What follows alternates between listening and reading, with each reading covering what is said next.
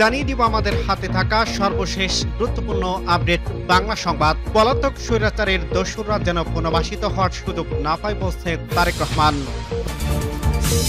জানিয়ে দিব আওয়ামী লীগ প্রসঙ্গে প্রধান উপদেষ্টার বক্তব্যের নিন্দা জানালো জাতীয় নাগরিক পার্টি। আরো জানিয়ে দিব জনগণ আওয়ামী লীগকে রাজনীতি করার সুযোগ দিলে আমার কিছু বলার নেই বলছে রেজবেম।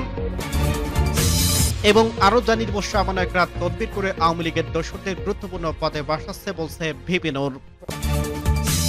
সর্বশেষ জানিয়ে দিব আওয়ামী লীগকে প্রতিষ্ঠিত করার চেষ্টা লাশের ওপর দিয়ে করতে হবে বলছে মামুনুল হক। শুনছিলেন সংবাদ শিরোনাম, এরপর বিস্তারিত। তার আগে অনুরোধ থাকবে ভিডিওটি যদি ভালো লেগে থাকে ভিডিওটিতে একটি লাইক এবং কমেন্ট করে জানিয়ে দিন ভিডিও সম্পর্কে আপনার মূল্যবান মতামত, এবং আরো কমেন্ট করে জানিয়ে দিন ভিডিওটি আপনি কোথা থেকে দেখছেন এবং শুনছেন। পলাতক স্বৈরাচারের দোসররা যেন পুনর্বাসিত হওয়ার সুযোগ না পায় বলছে তারেক রহমান। গৌণ ইস্যুকে মুখ্য ইস্যু বানাতে গিয়ে ফ্যাসিবাদ বিরোধী জাতীয় ঐক্যের মধ্যে সংশয় সন্দেহ জন্ম দেওয়ার হচ্ছে বলে মনে করেন বিএনপির ভারপ্রাপ্ত চেয়ারম্যান তারেক রহমান। তিনি বলেন, অন্তর্বর্তী সরকারের এমন কোনো পদক্ষেপ নেওয়া উচিত হবে না যাতে রাষ্ট্র এবং রাজনীতিতে পলাতক স্বৈরাচারের দোসররা পুনর্বাসিত হওয়ার সুযোগ পায়। শুক্রবার রাজধানীর ইস্কাটনের রেডিস ক্লাবে পেশাজীবীদের সম্মানে বিএনপির আয়োজিত ইফতার মাহফিলে ভার্চুয়ালি যুক্ত হয়ে বক্তব্য দেন তারেক রহমান। অনুষ্ঠানে বিএনপির ভারপ্রাপ্ত চেয়ারম্যান বলেন, পতিত স্বৈরাচারের দোসরদের হাতে এখনো রাষ্ট্র থেকে লুণ্ঠন করা, জনগণের পর থেকে লুণ্ঠন করা হাজার হাজার কোটি টাকা রয়ে গেছে। এমন পরিস্থিতিতে জাতীয় নির্বাচনের আগে স্থানীয় সরকার নির্বাচন হওয়ার অর্থ সারা দেশে ঘাপটি মেরে থাকা পলাতক স্বৈরাচারের দোসরদের রাজনীতিতে পুনর্বাসনের সুযোগ সৃষ্টি হতে পারে। দীর্ঘ ১.৫ দশকে মাফিয়া শাসনকালে তরুণ প্রজন্মের প্রায় ৩.৫ কোটি ভোটার সহ কেউ ভোট দিতে পারেনি বলে মন্তব্য করে বলেন তারেক রহমান। তিনি বলেন, এইসব ভোটাররা রাজনৈতিক ক্ষমতায়ন নিশ্চিত করার জন্য সবার আগে প্রয়োজনীয় জাতীয় নির্বাচন অনুষ্ঠান, নাগরিকেরা রাজনৈতিকভাবে ক্ষমতাশালী না হয়ে কোনো সংস্কার টেকসই হবে না।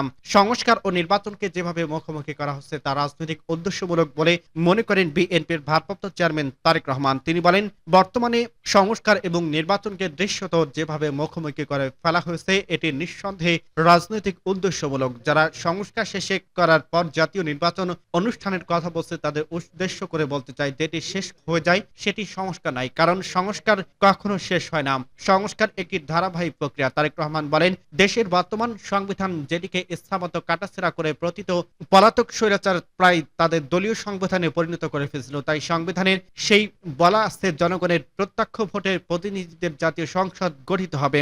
সংবিধান সুস্পষ্টভাবে উল্লেখ থাকার পরও পলাতক ফ্যাসিবাদী সরকারের আমলে বাংলাদেশের মানুষ দেখছে, সারা বিশ্ব দেখছে, বারবার জনগণের ভোট ছাড়াই জাতীয় সংসদ গঠন করা হয়েছিল। পলাতক স্বৈরাচারী সংবিধান মানেনি। তিনি বলেন, বিএনপি মনে করে গণতান্ত্রিক রাজনীতিতে কেতাবে কিংবা পুঁথিগত সংস্কার থেকে বেশি গুরুত্বপূর্ণ হচ্ছে গণতান্ত্রিক রাজনৈতিক অধিকার এবং আচরণের ব্যবহারিক প্রয়োগ। জনগণের গণতান্ত্রিক চর্চার মধ্য দিয়ে কেবল সংস্কার টেকসই, সফল ও কার্যকর হয়ে উঠতে পারে। আওয়ামী লীগের প্রসঙ্গে প্রধান উপদেষ্টার বক্তব্যের নিন্দা জানালো জাতীয় নাগরিক পার্টি। আওয়ামী লীগ নিষিদ্ধ কোনো পরিকল্পনা সরকারের নেই, প্রধান উপদেষ্টা এমন বক্তব্যের নিন্দা জানিয়েছে জাতীয় নাগরিক পার্টি এনসিপি। শুক্রবার রাত ৮টায় জরুরি সংবাদ সম্মেলন করে এনসিপির আহ্বায়ক মোহাম্মদ নাহিদ ইসলাম একথা বলেন। রাজধানীর বাংলা মিডিয়ার রূপায়ণ টাওয়ারে এই সংবাদ সম্মেলন হয়। সংবাদ সম্মেলনে লিখিত বক্তব্যের নাহিদ ইসলাম বলেন, আওয়ামী লীগ কর্তৃক সংঘটিত পিলখানা হত্যাকাণ্ড, শাপলা চত্বরের হত্যাকাণ্ড, আগ্রাসন বিরোধী আন্দোলনের হত্যাকাণ্ড, গুম, ক্রসফায়ার, ভোট ডাকাতি সহ জুলাই হত্যাকাণ্ডের বিচার প্রশ্নে কার্যকর অগ্রগতি দৃশ্যমান হওয়ার আগে রাষ্ট্রের দায়িত্বশীল পদ থেকে এ ধরনের বক্তব্য অনাকাঙ্ক্ষিত। আওয়ামী লীগকে নিষিদ্ধ করার কোন পরিকল্পনা অন্তর্বর্তী সরকারের নেই বলে বৃহস্পতিবার ইন্টারন্যাশনাল ক্রাইসিস গ্রুপের প্রতিনিধি দলকে প্রধান উপদেষ্টা অধ্যাপক মোহাম্মদ ইউনূস মন্তব্য করেন। প্রধান উপদেষ্টার বক্তব্যের প্রতিক্রিয়ায় সংবাদ সম্মেলন তুলে ধরেন নাহিদ ইসলাম। তার লিখিত বক্তব্যে বলা হয়, ছাত্র নাগরিক অভ্যুত্থানের সারা মাস অতিবাহিত হলে গণহত্যাকারী শেখ হাসিনা সহ আওয়ামী লীগ এর খুনিদের বিচারের দৃশ্যমান কোনো অগ্রগতি হয়নি। সম্প্রতি জাতিসংঘের মানবাধিকার বিষয়ক কমিশনের প্রতিবেদনে সুস্পষ্টভাবে বলা হয়েছে, জুলাই মাসে বাংলাদেশে সংঘটিত অপরাধ আন্তর্জাতিক অপরাধের শামিল। আওয়ামী লীগের মানবতা বিরোধী অপরাধের ব্যাপারে এত স্পষ্ট আন্তর্জাতিক বক্তব্য থাকার পরও বিচারিক প্রক্রিয়ার ধীরগতি অত্যন্ত নিন্দনীয়। জাতীয় নাগরিক পার্টি অবিলম্বে জুলাই গণহত্যা সহ বিগত ফ্যাসিবাদী রেজিমে সংঘটিত গুম ও বিচার বহির্ভূত হত্যাকাণ্ডের বিচার দৃশ্যমান অগ্রগতি দেখতে চাই। লিখিত বক্তব্যে নাহিদ ইসলাম উল্লেখ করেন, সম্প্রতি অন্তর্বর্তীকালীন সরকারের প্রধান উপদেষ্টা মন্তব্য করছে, আওয়ামী লীগ নিষিদ্ধর কোনো পরিকল্পনা সরকারের নেই। আমরা তার এই বক্তব্যের নিন্দা জানাই। প্রকৃত অপরাধীদের বিচারের দায় স্বীকার, অনুশোচনা, পাপ মোচন ব্যতীত আওয়ামী লীগের দল হিসেবে ক্রিয়াশীল থাকার পক্ষে যে কোনো ধরনের তৎপরতা ফ্যাসিস্টদের পুনর্বাসনে শামিল বলে লিখিত বক্তব্যে উল্লেখ করা হয়। এতে বলা হয়, এনসিপির জুলাই গণহত্যা সহ বিগত ফ্যাসিবাদী রেজিমে সংঘটিত অপরাধ, গণহত্যা, মানবতা বিরোধী অপরাধের বিচারের নিশ্চয়তা চাই। বিচার চলাকালে আওয়ামী লীগের নিবন্ধন বাতিল করতে হবে এবং এই মাফিয়া গোষ্ঠীর রাজনীতিতে ফেরার যে কোনো প্রচেষ্টাকে এনসিপি প্রতিহত করার অঙ্গীকার ব্যক্ত করছেন। জনগণ আওয়ামী লীগকে রাজনীতি করার সুযোগ দিলে আমাদের কিছু বলার নেই বলছে রিজভী।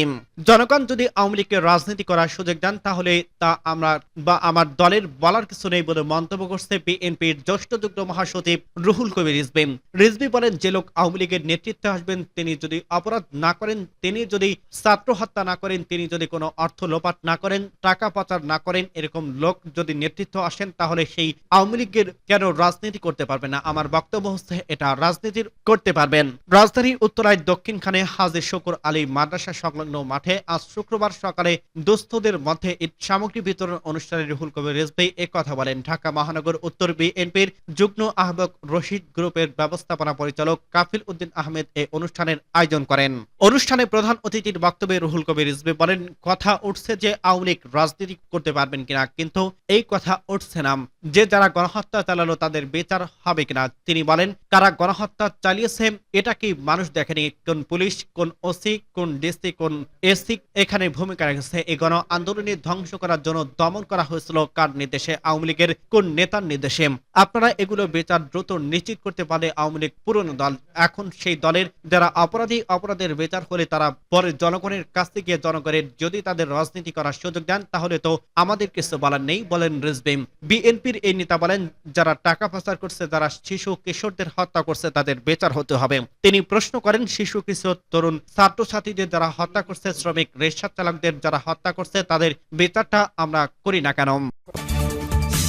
সমন্বয়করা তদবির করে আওয়ামী লীগের দোসরদের গুরুত্বপূর্ণ পদে বসাচ্ছেন বলছে নুরুল হক।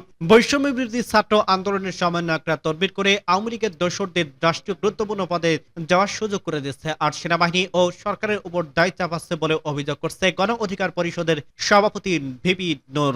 শুক্রবার রাজধানীর পুরান পল্টনে গণ অধিকার পরিষদের কেন্দ্রীয় কার্যালয়ে সামনে আওয়ামী লীগের নিষিদ্ধ ও গণহত্যার বিচারের দাবিতে আয়োজিত বিক্ষোভ সমাবেশে একথা বলেন নুরুল হক। তিনি বলেন, সরকারি সুযোগ সুবিধা নিয়ে যারা দল গঠন করছে তারাও শেখ হাসিনার মতো ফ্যাসিস্ট দল হতে চায়। 24-এর গণ অভ্যুত্থানে সামরিক বাহিনী জনগণের পাশে না দাঁড়ালে দেশ একটি গৃহযুদ্ধের পরিস্থিতি উল্লেখ করে নুরুল হক প্রশ্ন তোলেন, গণ অভ্যুত্থানের পর সেনাবাহিনীকে জনগণের মুখোমুখি কেন দাঁড় করানো হচ্ছে? বুদ্ধিজীবীরা কৌশলে গণ অভ্যুত্থানের সেনা কর্মকর্তাদের অবদান অস্বীকার করছে বলে অভিযোগ করেন নুরুল হক। আওয়ামী লীগ নিষিদ্ধ দাবি জানিয়ে গণ অধিকার পরিষদের সাধারণ সম্পাদক রাশিদ খান বলেন, নতুন করে এটা নিয়ে রাজনৈতিক ও জাতীয় ঐক্যমতের প্রয়োজন নেই। আওয়ামী লীগের রাজনীতি বন্ধে 5 আগস্টে জনগণ রায় দিয়েছে। আওয়ামী লীগকে পুনর্বাসিত মানে শহীদদের রক্তের সঙ্গে বেইমানি। সমাবেশ শেষে গণ অধিকার পরিষদের পক্ষ থেকে একটি গণমিছিলের আয়োজন করা হয়। মিছিলটি পল্টন থেকে শুরু হয়ে পল্টন মোড় ও জাতীয় প্রেস ক্লাবের দক্ষিণ করে আবার গণ অধিকারের কেন্দ্রীয় কার্যালয়ের সামনে এসে শেষ হয়। গণ অধিকারের পরিষদের উচ্চতর পরিষদের সদস্য ও দপ্তর সম্পাদক সাকির উজ্জামানের সঞ্চালনায় সমাবেশে আরো বক্তব্য দেন উচ্চতর পরিষদের সদস্য ফারুক হাসান আল মামুন, ঢাকা বিভাগীয় সাংগঠনিক সম্পাদক তোফাজ্জল হোসেন, যুব অধিকার পরিষদের সভাপতি মনতুর মোর্শেদ মামুন, ছাত্র অধিকার পরিষদের সভাপতি বিন আমিন মোল্লা ও শ্রমিক অধিকার পরিষদের সভাপতি আব্দুর রহমান সহ দলের বিভিন্ন স্তরের নেতারা। আওয়ামী লীগকে প্রতিষ্ঠিত করার চেষ্টা লাশের উপর দিয়ে করতে হবে বলছে মামুনুল হক। আওয়ামী লীগকে পুনর্বাসনের কোনো চেষ্টা বরদাস্ত করা হবে না বলে হুঁশিয়ারি দিচ্ছে হেফাজতে ইসলামের যুগ্ম মহাসচিব মাওলানা মামুনুল হক। তিনি বলেন, এদেশে তৌহিদি জনতা তাদের বিদায় করছে, তাদের পুনর্বাসনের কোনো চেষ্টা বরদাস্ত করা হবে না। যদি দেশে আওয়ামী লীগকে প্রতিষ্ঠিত করার চেষ্টা করা হয় তাহলে তা আমাদের লাশের উপর দিয়ে করতে হবে। শুক্রবার জুমার নামাজের পর রাজধানীতে জাতীয় মসজিদ বাইতুল মোকাররমের উত্তর ফটকে বিক্ষোভ সমাবেশে এই হুঁশিয়ারি দেন মামুনুল হক। ফিলিস্তিনিদের গাজায় ইসরায়েলের হামলা, গণহত্যা, ভারতে মুসলমানদের উপর আগ্রাসনের প্রতিবাদে এই সমাবেশ করা হয়। এর আগে সেখান থেকে একটি বিক্ষোভ মিছিল বের করে খেলাফত মজলিস ফিলিস্তিনি গাজা ইসরায়েলের বর্বর হামলা ও গণহত্যার প্রতিবাদে মিছিলটি বিভিন্ন সড়ক পরিদর্শন করে। হেফাজতের সমাবেশে মামুনুল হক বলেন, আমরা সরকারের কাছে আহ্বান জানাবো তারা যে গণহত্যা বন্ধে জাতিসংঘ সহ অন্যান্য দেশের সঙ্গে কূটনৈতিক সম্পর্ক মাধ্যমে উদ্যোগে গ্রহণ করছে